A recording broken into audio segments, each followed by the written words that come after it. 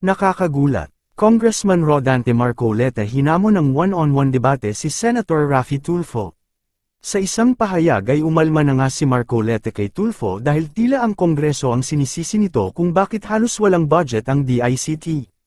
Naglabas din ng mga revelasyon si Marcoleta laban kay Tulfo, matapang din itong sinabi na, kung mga kasamahan mo binubuli mo, ibahin mo ako. Ni Marcoleta, dito po kay Raffy Tulfo, na sila ay magkaroon ng diskusyon, no? Hinggil po rito sa hindi po makakapayag si Marcoleta na pagbintangan sila o yung lower house, House of Representative, pagbintangan sila ni Raffy Tulfo na sila yung hindi naglagay, no, ng DICT project. So okay, punta na po tayo rito, no? Ito po yung sinasabi natin, hinamon na po ni Marcoleta. Alam po ninyo, parang ramdam ko yung paghamon ni Marcoleta, punong-puno na kay Tulfo eh. Ito po yung mga binitawan, ilan natandaan natin sa mga binitawan ni Marcoleta. Kung kaya mong ibuli yung mga kapwa mo senador, ibahin mo ako. Kung po, sabi ko, antindi nito.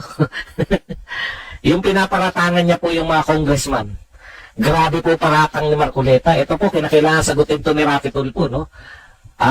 Grabe po yung pinaparatang. Kung gusto ni Raffy Tulfo, magdiskusyon sila. Hinahamon pa nga niya kahit po sa vlog na ni Raffy Tulfo.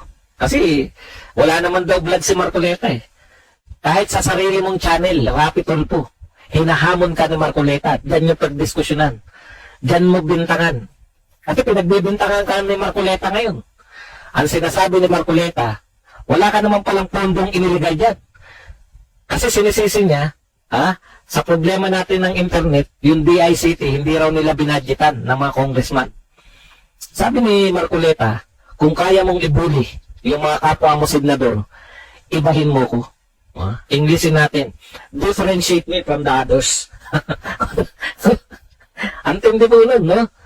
Ang tindi po nun, tapos sinamon niya ng diskusyon. Patunayan mo na nagbigay ka ng pondo sa DICT. Sa madaling salita, ang punot dulo nito, sinisisi mo yung Kongreso kung bakit walang budget yung DICT. Ikaw mismo, sinabi mo na nagbigay ka. Nung inimbestigahan ni Marcoleta, yung sinasabi ni Tulfo na binigay niya, hindi pala pondo nagaling sa kanya. Kung hindi, yung DNR yata, nakalimutan ko na kung anong ahensya, ay kukunan niya ng 500 million na ilalagay sa DICT na hindi naman pumayag yung mga kapwa niya senador. Sa madaling salita, wala pong budget na binigay sa Tulfo doon sa DICT. Tindi ng hamon na yan. Matitindi mga akusasyon sa'yo. Isa pa. Ikaw, no? Ikaw, Raffy Tulfo, sabi niya, Senator Raffy Tulfo, ay ang energy, head ng energy committee. Ano na ang nagawa mo para mapababa ang kuryente? O tayo mag-usap, sabi ni Marcoleta, no? Kino-question niya, ano na ang ginawa mo para mapababa yung kuryente? Dapat tayong magdiskusyon. Dahil ako rin ang energy, sabi niya, tayong dalawa mag-usap para mapababa natin ang kuryente. Kita niyo, mga simpleng patama po yan. Alam niyo po kung bakit? Yung pong may-ari po ng PLDT at saka ng Meralco, huwag na po natin pangalanan na si Manny Pangilinan. Ay siya rin may-ari ng News 5, TV5. Na kung saan, ay mayroong programa si Raffy Tulfo in action. Kita niyo, napag-uugnay-ugnay natin, Pwede nyo po pag-ugnay-ugnayin ng matino, no? Hindi yung chismis na pag-ugnay-ugnay. Okay. Sa madaling salita, tawawa to si Tulfo, halimbawa pong nakipagdebate. Kasi, parang nakinikinita ko na no? Na may-ari ng PLDT, may-ari ng Meralco, may-ari ng Smart, at saka may-ari ng TV5, ay huwag na natin pangalanan, na si Manny Pangilinan. Na kung saan ay patuloy na si Raffy Tulfo ay patuloy na anong tawag dyan? Magbo-broadcast ang kanyang RTIA. Okay. Yun yung sinasabi natin na baka sabihin nyo naman, ito kasi maraming magsabi ng ganito. Hinahamon mo si Tulfo, sabihin nyo.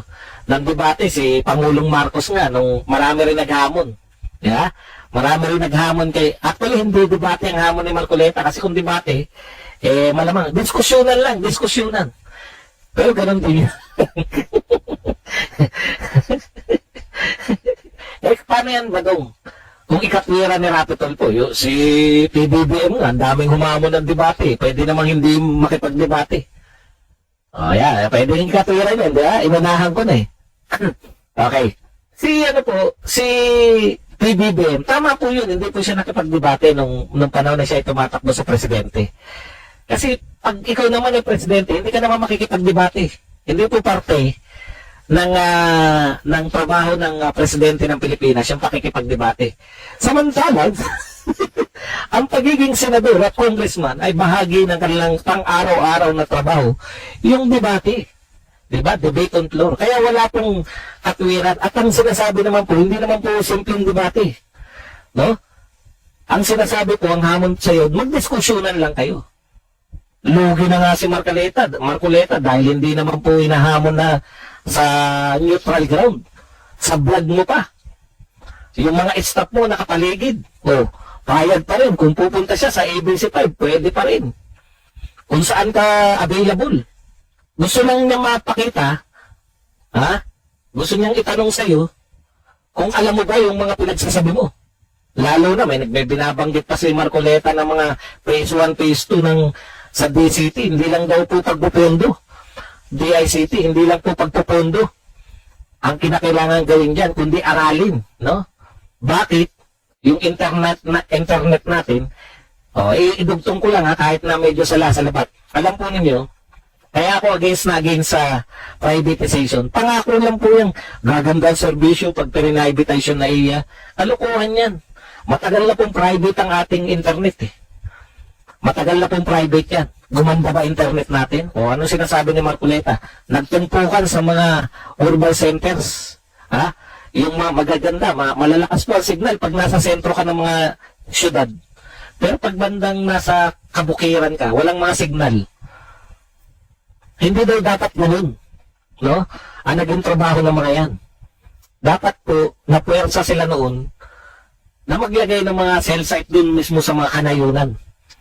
O, ayan po, nauunawaan daw ba ni Rafi Tulfo yan? Tanong ni Marcoleta at tinatanong ko na rin.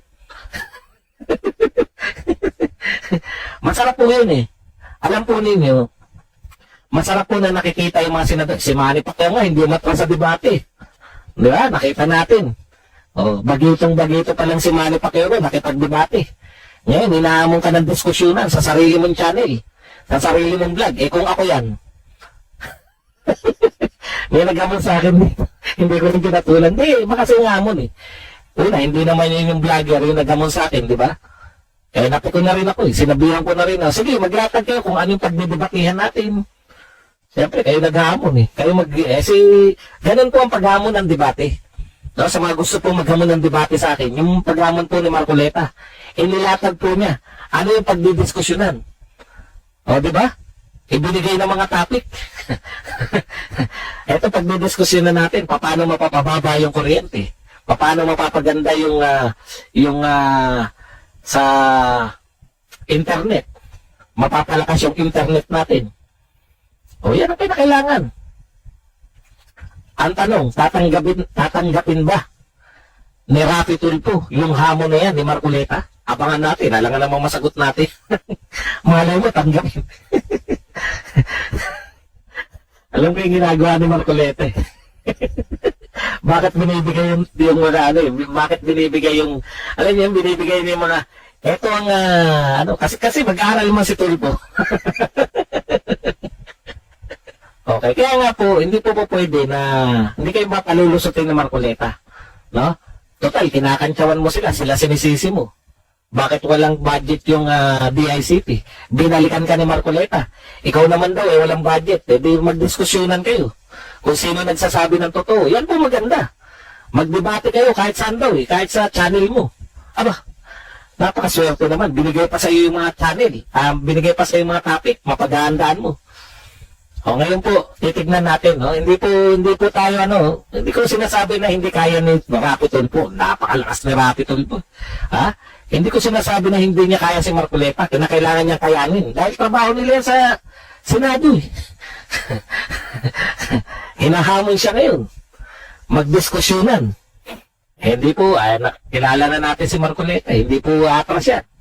Ihintayin po natin si si Rapi Tulfo kung sasagot po, no? Hindi titingnan nga natin kahit ba anong discarding titignan natin kung makakaporma siya kay Marcoleta. Nagdulot naman ito ng iba't ibang reaksyon mula sa ating mga netizens. Ayon kay at Alejandro Gabon 9966, si Marcoleta na lang ang gawin Vice Presidente, sige Sir Marcoleta go Sir para Vice President. Saad naman ni at Alvin Bajandi 9385, naku, buti nga Congressman baka sakali masupalpal ang taong yan. Komento naman ni at Erlinda Midrilejos 948, okay ako sa debate Marcoleta at Tulfo, Battle of the Brain.